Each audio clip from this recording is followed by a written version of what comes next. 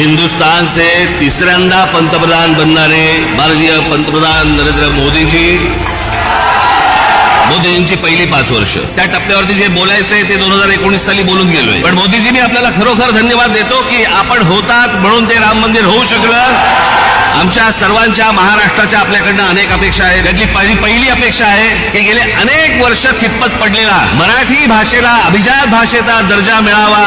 दुसरा विषय, मराठा साम्राज्याचा इतिहास हा शालेय शिक्षणामध्ये मुलांना लहानपणापासून शिकवला जावा. तिसरी गोष्ट, समुद्रामध्ये शिवछत्रपतींचा पुतळा कधी उभा राहील नाही राहील मला माहिती नाही. की आमच्या शिवछत्रपतींची खरी जर स्मारकं कुठची असतील तर आमच्या शिवछत्रपतींचे गडकिल्ले आहेत आणि या गडकिल्ल्यांना पूर्वीचं ऐतिहासिक वैभव प्राप्त करून देण्यासाठी म्हणून आंतरराष्ट्रीय दर्जाची एक समिती नेमावी. आमचा मुंबई गोवा महामार्ग हा अजूनही तसाच आहे, अजूनही तसाच खड्ड्यामध्ये आहे. तो लवकरात लवकर